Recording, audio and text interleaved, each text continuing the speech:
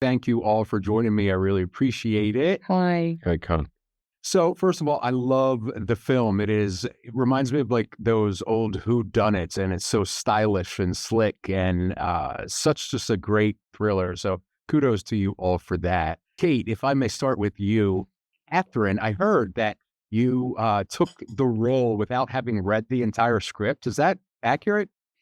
Yeah, well, Naomie and I were going to make a different film with Steven, actually, and it's a really quite a complicated one to make, and he had a slot because he's work to work, he back works to work. I can't speak English. He works back to back, so he then had this script that David Koepp had written that was perfect, and then he said, "Are you free?" And I said, "Well, I was going to work with you, so yeah, absolutely. What do you want me to do? Who am I playing? Who's going to be in it?" And all of those things were very deliciously answered. So it was an impossible thing to say no to. I love that. And Naomie, your character as a psychiatrist, it's an interesting, I think, role for an actor. How do you kind of dive behind the psychology of playing somebody that deals with psychology? Well, you work with a clinical psychologist, which was really, really helpful. Although one of the first things she said when she, read my scenes was no therapist would behave like that at all. But I actually really loved that. It gave me even greater insight into who Zoe, my character, is, because she's somebody who is so unorthodox in her methods. She knows the rule book. She's so intelligent that she knows how she should behave and she knows what works. But ultimately, she throws all of that out of the window because she's like, I'm just going to do what's effective. All that matters to me is that my spies complete their missions and maintain their mental health. And so she defines her moral compass is defined by her own set of weird beliefs. And I really like that because then you get to create a character on your own terms completely. I love that. And Tom, your character is messy, I think it is one word to put it, and complicated as all of the characters are. How do you find inspiration when doing something? You don't strike me as a super messy life type of person. How do you find that space to be in, to, play a role like this?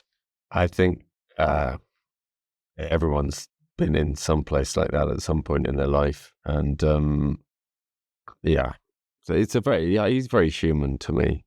Mm-hmm. Yeah. And do you feel that, as you're doing this, are you able to, I always find it interesting, different types of actors and the way they approach things. Some are just kind of go all in their role, and that kind of consumes their life for that period. Are you able to kind of separate the character from you at the end of the shooting day? Yeah.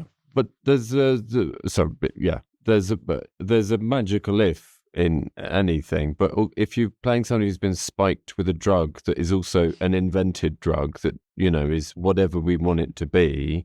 And I say to Steven, in the midst of setting up for that scene, by the way, what, do you think this makes me go loud or quiet or hot or cold, or what's the kind of flavors of it? He just said the words pure id. That's quite a freeing thing to be told by a director.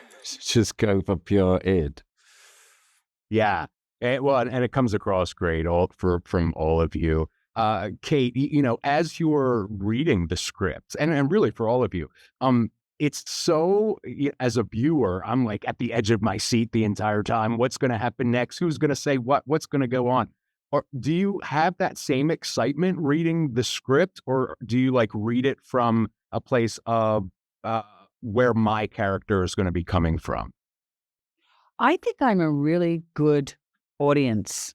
And so I read a script incredibly quickly at first because I'm desperate to know what happens, like an audience is. And that's how I know in the end what the audience experience will be, particularly when you know that it's going to be a director like Soderbergh shooting it. You've got a sense of how the narrative will unfold. But then I have to go back and then I just do that narcissistic dive where I just view it all from her perspective and So, because it's in an ensemble piece like this, it's really important to know what your function is. And so which piece of the story you're responsible for conveying when. And when my character, because, I mean, everyone's a suspect, but I knew she was also a suspect. So there had to be sort of an unknowable remove to the way I think I played her. At least that's what I did. Maybe another actor would do it differently. But yeah, so that came out of the sort of second read. But I loved the first read. Like you, I wanted to know exactly what, how this would end. Right. Right. I love it. I can't wait for everybody to see Black Bag. Thank you all so much. Thank you. Thanks. Have a great day. Sure.